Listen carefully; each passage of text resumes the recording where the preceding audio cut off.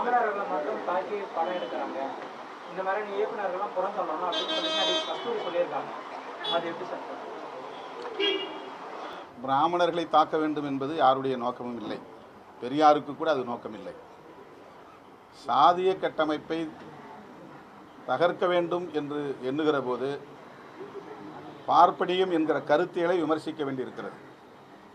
அது தவிர்க்க முடியாததாக மாறுகிறது. இதிலே கூட சாமி பெரிதா சாதி பெரிதா என்கிற ஒரு விவாதத்தை கதாநாயகன் முன்வைக்கிறார். சாமியையும் சாதியோடு பொருத்தி பார்க்கிற ஒரு பார்வை நம்முடைய கலாச்சாரத்தில் இருக்கிறது. இந்த குலதெய்வத்தை கும்பிட்டால் இந்த சாதி என்று தெரிந்து கொள்ளக்கூடிய அளவுக்கு நம்முடைய கலாச்சாரம் இருக்கிறது. சாதியை தெரிந்து கொள்வதற்கு என்ன சாமி கும்பிட்றீங்கன்னு கேட்பாங்க. அப்போ சாமிக்கும் சாதியை இங்கே வைக்கிறார்கள். ஆகவே சாதி என்பது எல்லா நிலைகளிலும் வேரோடி போயிருக்கிறது, வலுவாகி இருக்கிறது.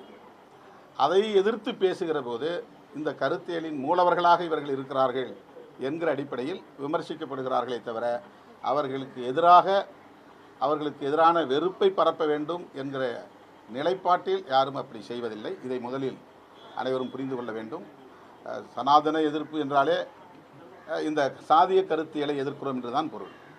அதைத்தான் பெரியார் பார்ப்பனிய எதிர்ப்பாக, அம்பேத்கர் பார்ப்பனிய எதிர்ப்பாக அடையாளப்படுத்தினார்கள்.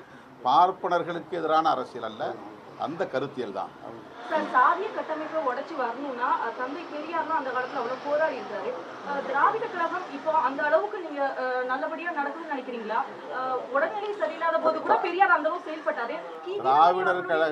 திராவிடர் கழகம் செயல்படுகிறதோ இல்லையோ, அது செயல்பட்டு கொண்டிருக்கிறது என்பது ஒரு புறம். ஆனால் அந்த கருத்தியலை திராவிடர் கழகத்தையும் தாண்டி எங்களை போன்றவர்களும் நாங்கள் முன்னெடுக்கிறோம். தங்கர் பச்சான் அவர்களும் விஜித் பச்சான் அவர்களும் சிவபிரகாஷ் அவர்களும் பேசுகிற அரசியல் பெரியார் அரசியல் தான்.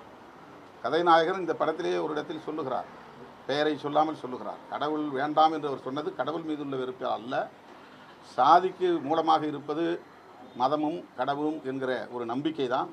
ஆகவே சாதியை ஒழிக்க அவர் பேசினார், போர்க்குரல் எழுப்பினார். அது கடவுள் மறுப்பாக வெளிப்பட்டிருக்கிறது என்ற கருத்தும் இந்த திரைப்படத்திலே பதிவாகி இருக்கிறது. எனவே பெரியார் இயக்கம் என்பது திராவிடர் கழகம் மட்டுமல்ல. பெரியாருடைய அரசியல் பேசக்கூடிய ஒவ்வொரு தனிநபரும் பெரியார் இயக்கம்தான். சார், தொடர்ச்சியாக படங்கள் இந்து சமுதாயத்தில் இருக்கிற சாதிய கட்டமைப்பு பற்றி மட்டுமே நிறைய பேசிட்டு வராங்க. கிறிஸ்துவம் மற்றும் இஸ்லாமியர்கள் சாதி அமைப்பு இல்லாட்டாலும் ஒரு சில விஷயங்கள்ல வேறுபடுகிறது. எக்ஸாம்பிளுக்கு பெண்களுக்கான உரிமைகள் கொடுக்கறது குறைவு தான். கிறிஸ்டியானிட்டியில சாதிகள் ஊடுருவி இருக்குது. இந்த மாதிரி விஷயங்கள் எந்த அளவுக்கு பேசப்படணும்னு நினைக்கிறீங்க? இல்லை, எங்கே சாதி ஊடுருவி இருந்தாலும் வேரோடி இருந்தாலும் அதற்கு எதிராக நாம் பேசுகிறோம். அது கிறித்தவத்தில் இருந்தாலும் அங்கேயும் சாதி ஒழிய வேண்டும் என்பதுதான் நம்முடைய கருத்து. கிறித்தவத்திலே சாதி வாழட்டும் என்று நாம் யாரும் சொல்லவில்லை. ஆனால் நான் ஒரு கிறித்தவன் அல்லாதவனாக இருக்கிற போது கிறித்தவத்திற்குள்ளே புகுந்து நான் தாக்குதலை பெரிதாக நடத்த முடியாது. அதை கிறித்தவ மதத்தை சார்ந்தவர்கள் அதை பேச வேண்டும். அந்த மதத்துக்குள்ளேயே அதை ஒரு விவாதமாக்க வேண்டும். அதுதான் அங்கே எடுபடும்.